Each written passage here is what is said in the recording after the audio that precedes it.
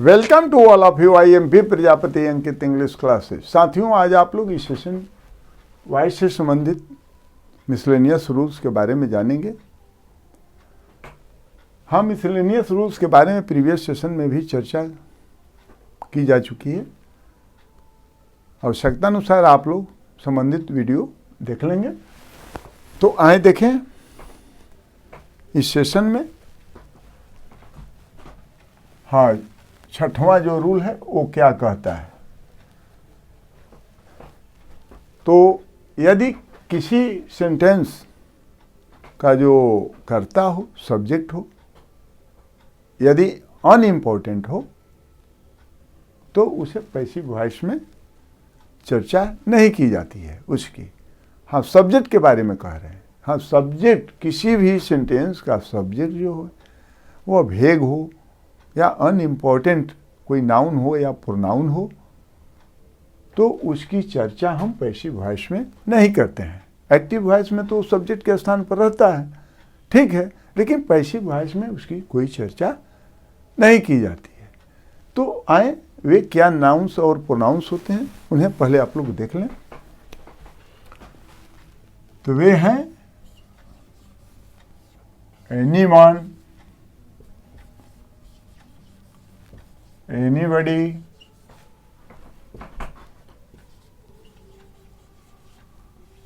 someone, somebody, no one, nobody,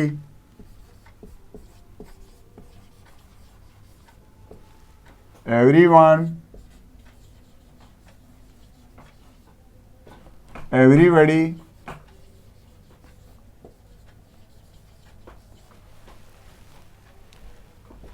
one person के लिए,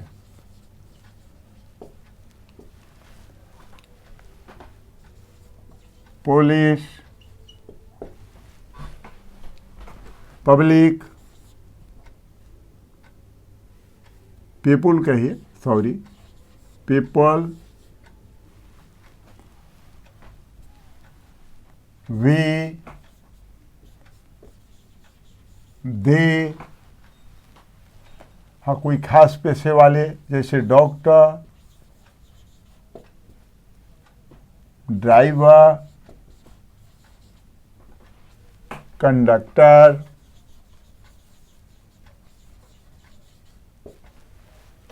etcetera.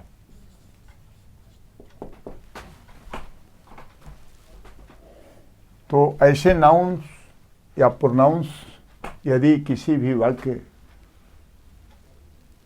में सब्जेक्ट का काम करते हैं, इनमें से कोई भी, तो उनकी चर्चा पैसिव वॉइस में नहीं की जाती है। आए वाक्यों के जरिए देखें, विशेष कन्फर्मेशन है। तो जैसे हमने पहला वाक्य लिख दिया, क्या लिखा? हाँ, the police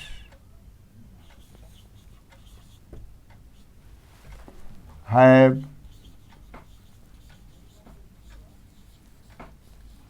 arrested the thief। तो यह एक्टिव वॉइस में है सेंटेंस, जैसा कि आप लोग जानते हैं। और पैसिव वॉइस में क्या हो जाएगा इसका, ये भी देख लें। तो क्या हो जाएगा? The thief. पहले यह देख लें कि यह सेंटेंस है वह किस टेंस में है। तो प्रेजेंट परफेक्ट टेंस के अंतर्गत यह है। अब आए इंटरचेंज करें, जैसा कि जनरल रूल्स के बारे में आप लोग जानिए रहे हैं। तो क्या हो जाएगा? हाँ, द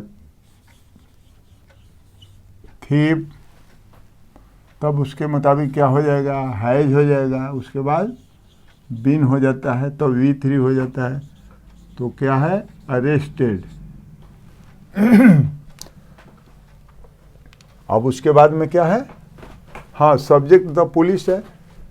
तो पहले आप लोग जैसा जानते हैं कि B3 के बाद में बाई लगा करके, और तब जो यहाँ सब्जेक्ट रहता था उसको हम यहाँ पर लिख देते थे ऑब्जेक्टिव केस में, ठीक है।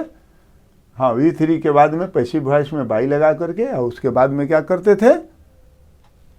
जो सब्जेक्ट होता था उसको यहाँ ऑब्जेक्टिव केस में रख देते थे, लेकिन यहाँ पर यह सेंटेंस समाप्त हो गया और जो पुलिस है उसकी चर्चा यहाँ पर नहीं की गई। क्यों कि यह जो सब्जेक्ट है पुलिस इस सेंटेंस में वह अनइम्पोर्टेंट। ठीक है, चलें अब दूसरा वाक्य और देख लें, विशेष कंफर्मेशन है। तो अब हमने लिख दिया, हाँ, पीपल लुक एट हिम। तो चलें अब यह देख लें पहले कि यह सेंटेंस है वह किस टेंस में है। तो यह पास्ट सिंपल में है। तब अब इंटरचेंज करें तो हिम का क्या हो गया, नॉमिनेटिव पे ही। पास्ट सिंपल में सहायक क्रिया जानिए रहे हैं वाज वर, तो ही के साथ क्या हो गया, वाज हो गया। और उसके बाद में V3, तो V3 क्या हो गया, लुक्ड हो गया। एट इसी के लिए प्रीपोजिशन है तो इसको हम रख दिए, हो गया। अब पीपुल जो है इसको हम इग्नोर कर दिए, इसको इसकी कोई चर्चा यहाँ एट के बाद में बाई लगा करके नहीं करेंगे, क्योंकि यह अनइम्पोर्टेंट जो नाउंस या प्रोनाउंस होते हैं जो कि सब्जेक्ट के जगह पर काम करते हैं उनकी सूची में यह है।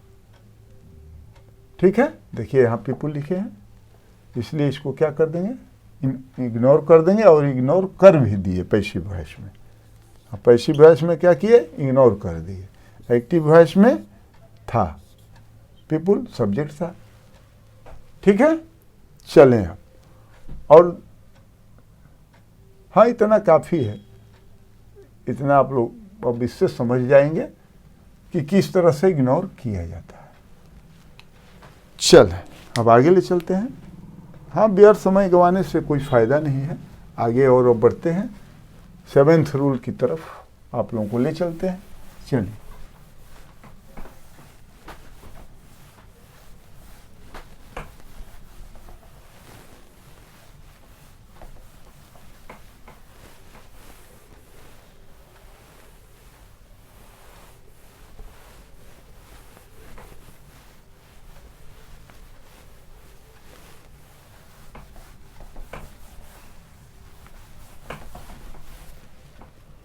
अब जैसे मान लीजिए किसी सेंटेंस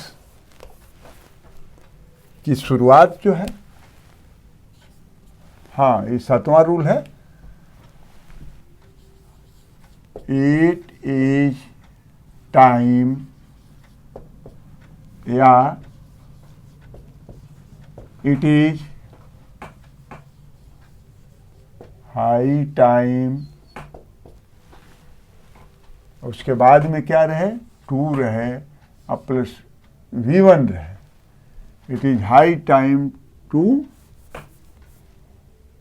चलिए, do this work, full stop हो गया। तो इस तरह का स्ट्रक्चर रहे। कोई भी सेंटेंस जो है it is high time, it is high time या इट इज टाइम से शुरू हो और उसके बाद में क्या रहे, टू रहे, उसके बाद में V1 रहे, तब ऑब्जेक्ट रहे। तो वैसे वाक्यों को पैसिव वॉइस में हम इस प्रकार से इंटरचेंज करते हैं। आइए देखें, हाँ, ये एक्टिव वॉइस में है, पैसिव वॉइस में इसका क्या हो जाएगा। तो इट इज टाइम हो या इट इज हाई टाइम हो, उसको ज्यों का त्यों उतार देते हैं पैसिव वॉइस में, उसमें कोई छेड़छाड़ नहीं करते हैं। तो क्या हो जाएगा, इट इज टाइम या इट इज हाई टाइम। और तब उसके बाद में क्या करेंगे, हाँ, इट इज टाइम या इट इज हाई टाइम के बाद में तब प्रीपोजिशन जो है वो फॉर्म को रख देते हैं। ठीक है, और तब उसके बाद में क्या करते हैं, ऑब्जेक्ट को रख देते हैं। तो ऑब्जेक्ट क्या है, ऑब्जेक्ट कैसे पता करेंगे, अब V1 के बाद में, तो V1 के बाद में क्या है, दिस वर्क, तो दिस वर्क लिख दिए। और तब उसके बाद में अब क्या बचा, टू डू बचा, तो इसको हम पैसिव वॉइस में चेंज कर देंगे। तो टू डू को पैसिव वॉइस में क्या हो जाएगा, हाँ टू, अब बी हो जाता है, अब V1 जो है वो क्या हो जाता है, V3 हो जाएगा। तो डू का क्या हो गया, V3 डन। ठीक है, हो गया। चल तो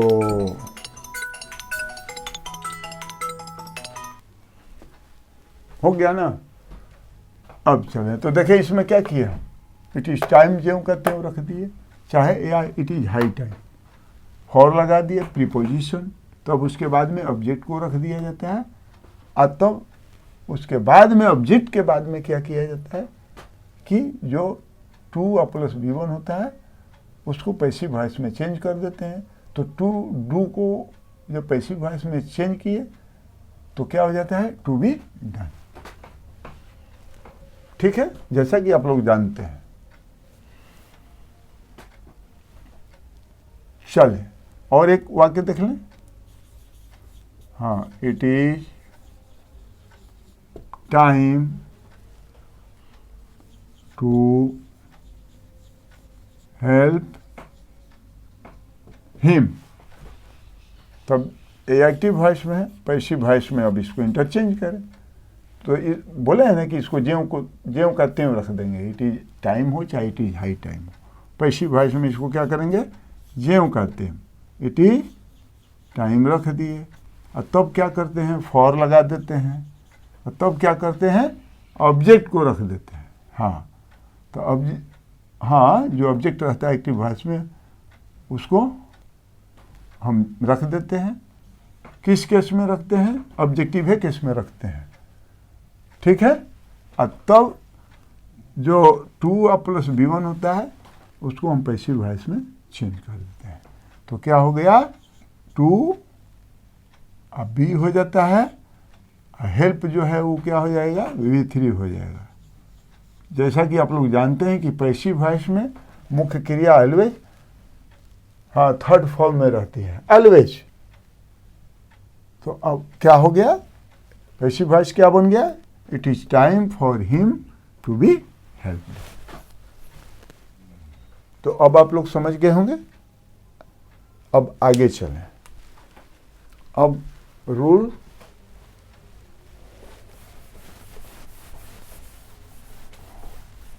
आगे देखें।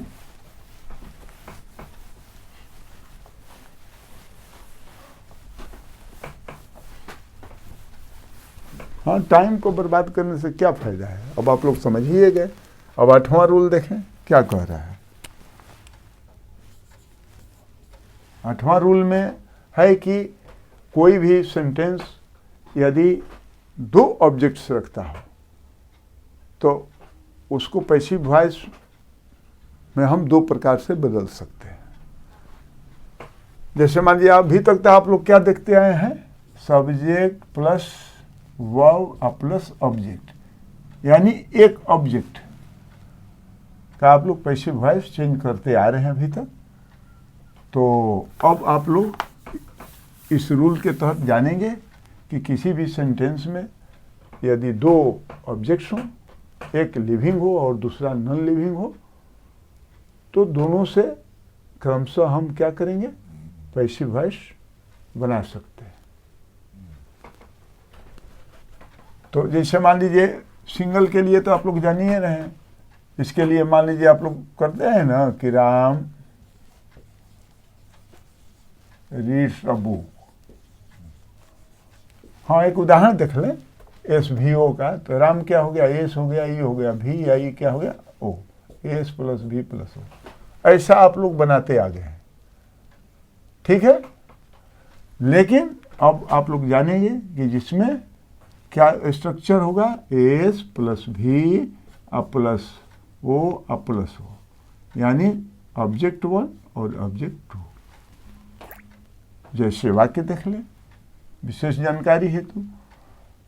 तो यह जो ऑब्जेक्ट 1 और ऑब्जेक्ट 2 होगा, तो 1 होगा वो लिविंग होगा और 2 होगा वो नॉन लिविंग होगा, यह भी ध्यान रखिएगा। हाँ, जो मुख्य क्रिया होगी उसके बाद में जो ऑब्जेक्ट आएगा, हाँ सटे, वो लिविंग होगा, और उसके बाद में जो आएगा वो क्या होगा, नॉन लिविंग होगा। और दोनों के बीच में कोई प्रीपोजिशन नहीं होगा। प्रीपोजिशन तो आप लोग जान ही रहे हैं, जैसे वाक्यों के जरिए आप लोग देखें। हाँ, ही टीचर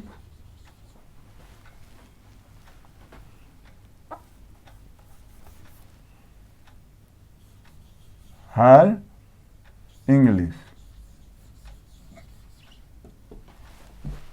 चले, तो अब देखें, यह क्या है, सब्जेक्ट है, यह क्या है, वर्ब है, यह क्या है, ऑब्जेक्ट है, यह क्या है, ये भी ऑब्जेक्ट है। तो स्ट्रक्चर मिला ना, देखिए सब्जेक्ट हो गया, फिर वर्ब हो गया, फिर ऑब्जेक्ट 1 हो गया या, और या ऑब्जेक्ट 2 हो गया। तो इस तरह का स्ट्रक्चर है। तो पैसिव वॉइस इन्हें दो प्रकार से बनाया जाएगा। हाँ, ऑब्जेक्ट 1 से भी बनाया जा सकता है और ऑब्जेक्ट 2 से भी बनाया जा सकता है। ठीक है, तो इसकी पहचान क्या है कि ये दो ऑब्जेक्ट्स रहेंगे, तो कैसे हम पहचानेंगे किसी सेंटेंस में? तो वे मेन वर्ब के बाद में, हाँ, यदि प्रोनाउन रहेगा तो वो तो ऑब्जेक्टिव केस में रहेगा, और नाउन भी ऑब्जेक्टिव ही केस में रहेगा। लेकिन उसका, जैसा कि आप लोग जानते हैं कि नाउन का केस परिवर्तन पर कोई असर नहीं पड़ता है, यानी नॉमिनेटिव केस से ऑब्जेक्टिव केस में जब हाँ चेंज करेंगे तो उसमें कोई परिवर्तन नहीं होता है। नाउन के रूप में नॉमिनेटिव केस में रहे या ऑब्जेक्टिव केस में रहे, कोई परिवर्तन। जैसे इंग्लिश है तो नॉमिनेटिव हो केस में इंग्लिश से रहता है, ऑब्जेक्टिव हो केस में इंग्लिश से रहता है।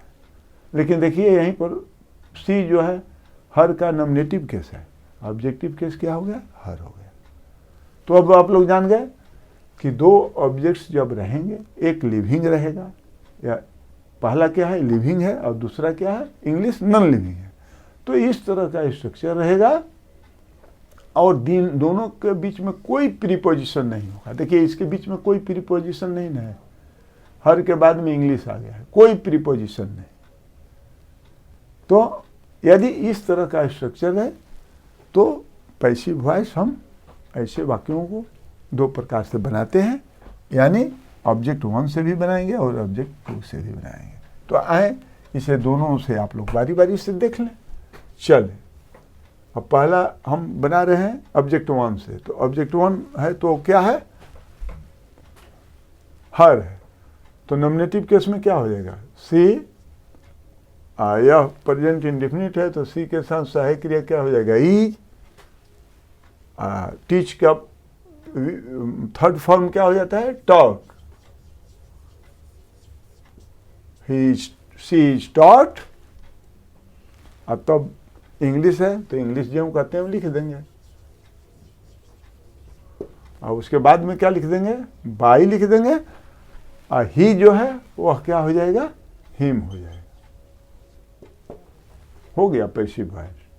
पहला प्रकार ही हुआ और दूसरा प्रकार, हाँ देखिए यह क्या है, हम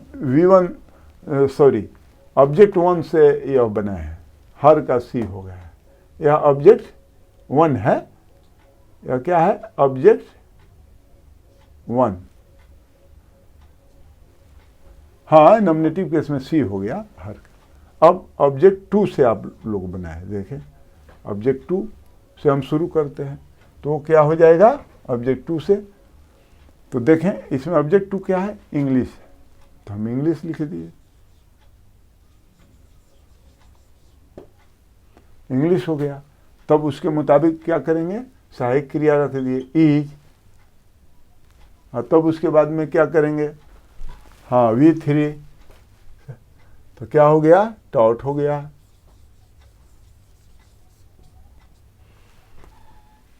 और तब उसके बाद में क्या करेंगे, V3 के बाद में यदि नॉन लिविंग ऑब्जेक्ट जो होगा उससे जब हम पैसिव वॉइस बनाएंगे, वाक्य की शुरुआत करेंगे, तो उस हालत में जो V3 होगा उसके बाद में क्या कर देते हैं, 2 रख देते हैं, और तब उसके बाद में ऑब्जेक्ट वन को रखते हैं। तो ऑब्जेक्ट वन जो है वो क्या है, हर है, तो इसको लिख दिए हर। अब तब उसके बाद में क्या लिखेंगे, सब्जेक्ट को बाई लगा करके ऑब्जेक्टिव केस में लिख देते हैं। तो ही का क्या हो जाएगा, हिम हो जाएगा। तो देखिए दो प्रकार से बन गया ना, सब्जेक्ट वन से भी ऑब्जेक्ट वन से भी बना, ऑब्जेक्ट टू से भी बना। पहला जो है वो सेंटेंस ऑब्जेक्ट वन से बना है, देखिए हर से सी हो गया। लेकिन इसमें जो है यदि लिविंग ऑब्जेक्ट से वाक्य की शुरुआत की जाएगी पैसिव वॉइस में, तो V3 के बाद में कोई प्रीपोजिशन नहीं रखा जाएगा। और यदि नॉन लिविंग ऑब्जेक्ट से वाक्य की शुरुआत की जाएगी तो उसमें V3 के बाद टू क्या है, वो कंपलसरी है, मैंडेटरी है, उसको अवश्य रखा जाएगा। फार्मूला देख ले, यदि ऑब्जेक्ट टू यानी नॉन लिविंग से कोई वाक्य शुरू हो तो अब क्या करते हैं, प्लस क्या करते हैं, हेल्पिंग वर्ब। अब प्लस तब क्या करते हैं, V3, और तब प्लस क्या करते हैं, टू प्रीपोजिशन, और तब प्लस क्या करते हैं, ऑब्जेक्ट वन को रख देते हैं, और तब प्लस क्या करते हैं, बाई, और प्लस क्या करते हैं, सब्जेक्ट जो है, सब्जेक्ट को किस केस में रखते हैं, ऑब्जेक्टिव केस में। फुल स्टॉप हो गया। यह देखिए ऑब्जेक्ट टू का है स्ट्रक्चर फार्मूला। तो क्या हो गया, ऑब्जेक्ट टू से जब शुरू होगा, ऑब्जेक्ट टू का मतलब क्या, नॉन लिविंग।